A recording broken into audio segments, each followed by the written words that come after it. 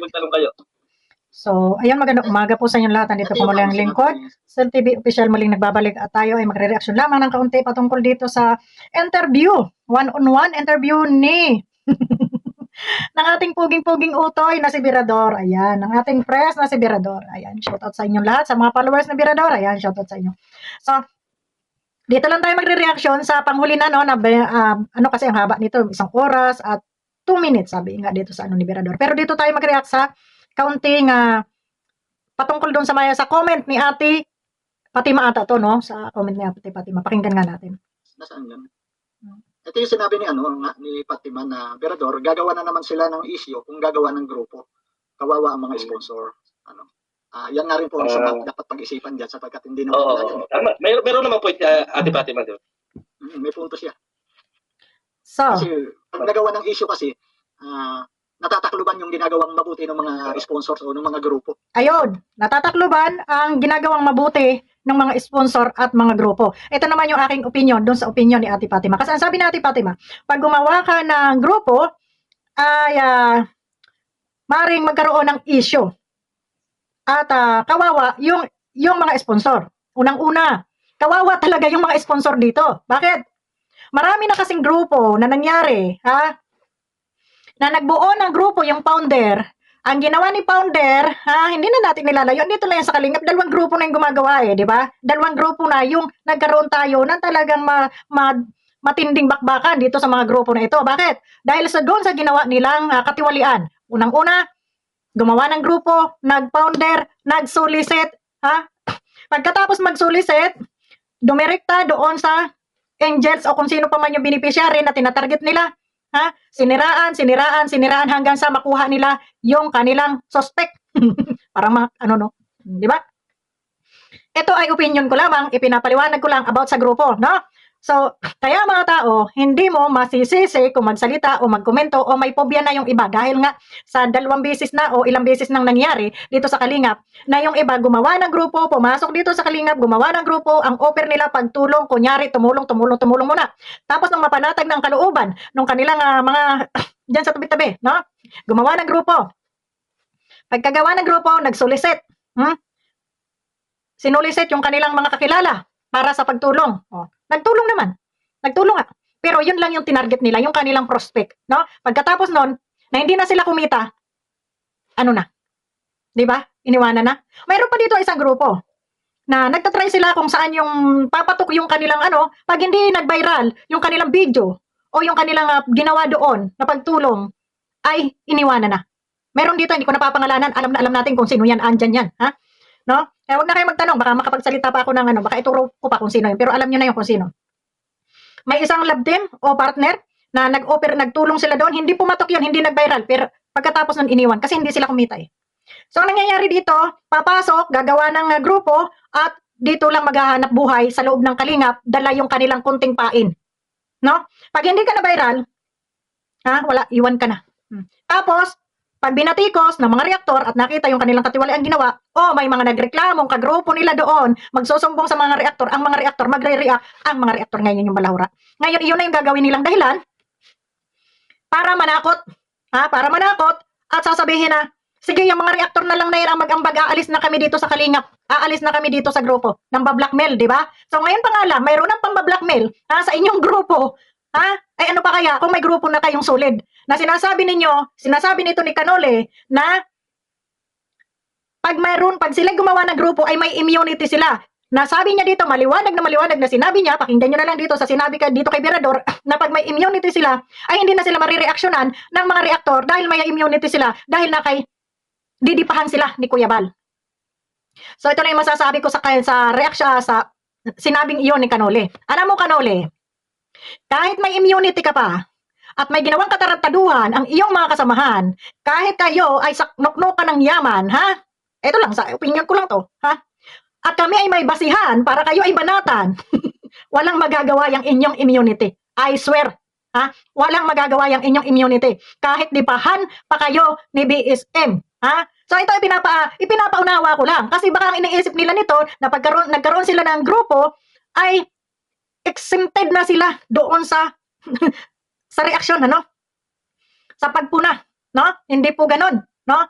kahit kami sipain ni Kuya Bal dito, magre-reaction at magre-reaction kami kung meron kaming hindi nakitang, kung meron kaming nakitang hindi tama. No, kasi kami, andun lang kami sa tama. At bumabase lang kami sa aming nakikita, napapanood, at nababasa. Uulitin ko, yung mga reaksyon namin dito, bumabase kami sa mga naririnig namin sa inyong mga video, nababasa namin sa inyong mga conversation, at doon sa mga ibang nagrereklamo. No, doon lang. Hanggang doon lang kami. Pero about sa personal buhay ninyo, kung anong ginagawa ninyo, wala kaming pakialam doon. Doon lang sa nakakarating sa amin. Ngayon, sa tingin mo, dyan sa gagawin mong grupo, halimbawa, solid kaya kayo dyan. Kasi baka naman, pagdating ng panahon, ay makagaya kayo dito sa iba na nag-away-away na doon sa loob ng inyong GC, hindi kayo nagkasundo, tapos yung mga conversation ninyo, ilalabas dito sa mga reactor, kaming mga reactor, may content, may topic. Tapos, hindi mo masasabi na hindi ka namin pwedeng i-reactionan dahil ikaw ay may immunity. Pinapauna ko na, walang magagawa. Yung immunity ninyo, kaya matanggal man kayo o hindi, magre-reaction kami kung meron kaming nakitang mali. No? Walang makakadipa. Hindi kayo madidipa ng inyong immunity. Ito naman ay paalala ko lamang. Hindi naman ito pambabatikos kasi nga, baka iniisip ni Canole, ayon doon sa kanyang sinabi, iyan ay rinig na rinig ninyo. Diyan sa kanyang na pag may immunity sila, ay parang hindi na sila marireaksyonan. Parang exempted na sila doon dahil sila ay mga sponsor. Hindi po. Hindi po kayo exempted dyan. Alam nyo na. Pag may ginawang mali. Pero pag maganda naman, yung takbo ng pagtulong ninyo ay wala pong problema doon. Kagaya sa sinasabi mo na hindi mo na naririnig ang grupo ni Kuya July. So ito, parang ang dating doon parang paso na si Kuya July. Hindi po ganon.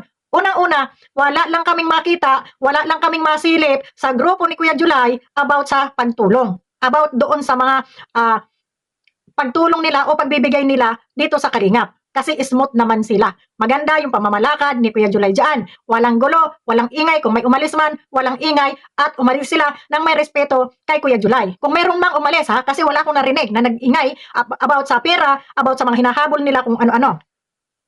So may respeto kay Kuya July. At alam nila na si Kuya July ay transparent. Kung magkano ibinigay nila, iyon yung ipinapaabot ni Kuya July doon sa gustong pandalhan ng kanilang pera. Kaya wala tayong narinig na ingay. Wala kayong narinig na ang grupo ni Kuya July about sa pagtulong ay nabatikos man lang kahit isang beses. Wala po. No? So, kaya wag mong tanungin kung itong grupo ni Kuya July ay isang silent na, wala na, mahina na. Andyan lang sila, tumutulong pa rin yan kay Kuya Bal.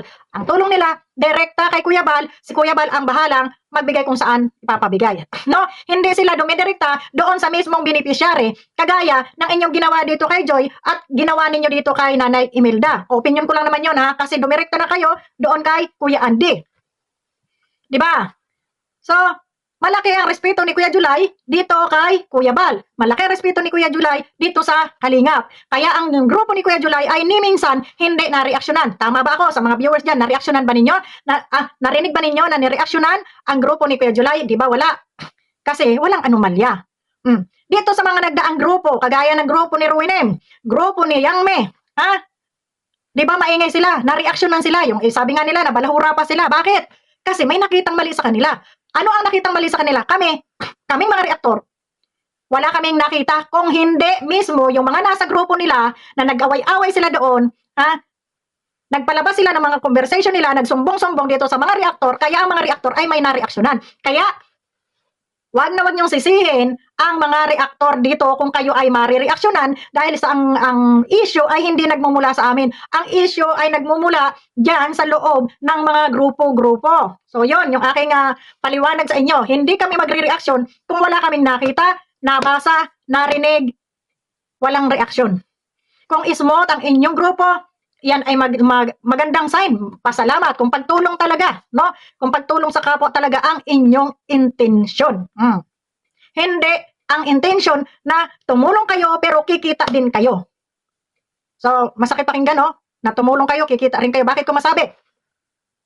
Kasi nga ay kayo ay may mga channel. Hindi po pwede na kayo ay nagcha-channel dyan, kayo ay naghangaw sa inyong channel na wala kayong kita.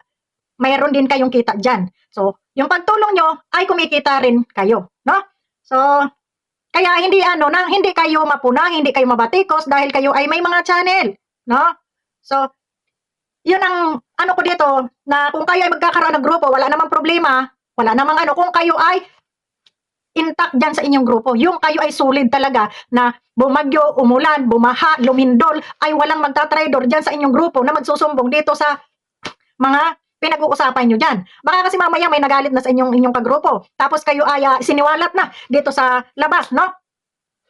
So anong gagawin ng mga reaktor? Magre-reaksyon. Mababatikos kayo. Pero hindi nyo pwedeng sabihin kay Kuya Bal na Kuya Bal, ako ay may immunity sa'yo. Ha? Hindi ako pwedeng reaksyonan ng iyong mga reaktor. Ay wala pong ganon. Wala pong ganon, ha? Pinasinasabi ko lang sa inyo. Ha? Wala pong ganon. Hindi kayo kaya dipahan ng inyong immunity, ha? Kung si Sangkay nga, putang inang Sangkayan, ha? May immunity yan, makapalang mukha. O, iyan ba ay nakakaligtas, ha? Sa reaktor? Hindi. Ha? Dahil kung minumura siya, bagay lang sa kanyang murahin. Balahurahin, bagay lang sa kanya kasi balahura din siya. O, ganon yun. May mga immunity. Pero hindi kayo kaya dipahan ng inyong immunity. Kahit magwarawara pa siya si Kuya Bal, haps! Maganon? Ay hindi. Kung kayo ay may ginawang mali sa paningin ng iba, re-reaksyonan at re-reaksyonan po kayo. So, yun lang. Pag-isipan nyo mabuti, no? Ang inyong gagawing grupo, kasi nga, yun nga, sabi nga ni Ate Fatima, kawawa, yung mga sponsor. May mga sponsor kasi, na mababait naman, na nadadamay sa gulo. Diba ga? Kagaya ng inyong grupo na yan. Oh, kayo ay napangalanan, na kayo ang kumausap, yung grupo ninyo, na wag i-love team. Na wag i-love team si Joy. Kayo ang nakiusap doon sa nanay na wag i-love team kasi yon ang sabi ng inyong kagrupo na ito ay mga sponsor din, no? So ito yata mga sponsor na ito ay baka ito ay kabilang grupo o kagrupo nyo na naglabas ng mga conversation. Ngayon wag nyo kami sisihin kung nasa amin yung inyong mga conversation na yan dahil mayroong hindi pabor sa mga ginagawa ninyo o nila, no? Kung yung conversation na yan ay galing sa inyong grupo o yung conversation na yan ay galing doon sa inyong kagrupo na umalis sa inyo. Diba ga? So, nakarating sa amin. Alam nyo naman, kaming mga reaktor magre-react. So, yun. So, yun nga. Para sa akin, anong tawag nito? Bagamat kayo ay narito sa loob ng Kalingap at kayo ay tumutulong, yan ay malaki nating pasalamat. Pero sana yung pagtulong ay hindi naghahangad ng anumang kapalit o balik para sa inyo. Kasi yan yung nasisilip ng iba, no?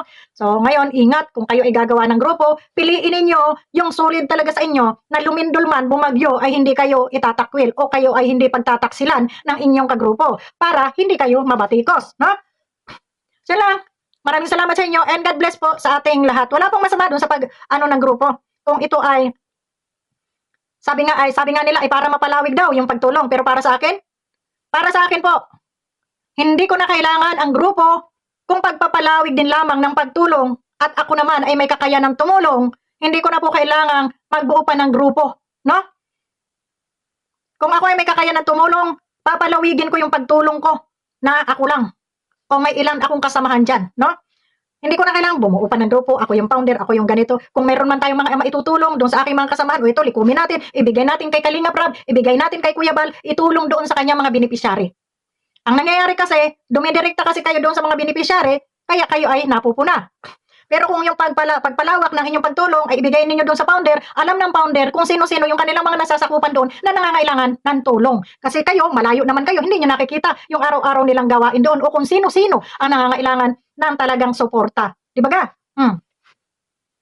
So kaya kung kayo ay may pantulong at gusto nyo mapalawak ang inyong pagtulong, kahit wala na pong grupo para sa akin, kasi yan lang ang pagsisimulan ng gulo dahil hindi mo kilala ang mga kagrupo mo. Yung mga kagrupo mo, maaaring may mainggit sa'yo, traidorin ka, ikalat ka sa labas. Yun po yung pagsisimulan ng gulo, ng batikos sa inyo. At tama yung sinasabi ni Ate Fatima na kawawa yung mga sponsor. Yun lamang, maraming salamat and God bless po sa ating lahat. Bye-bye!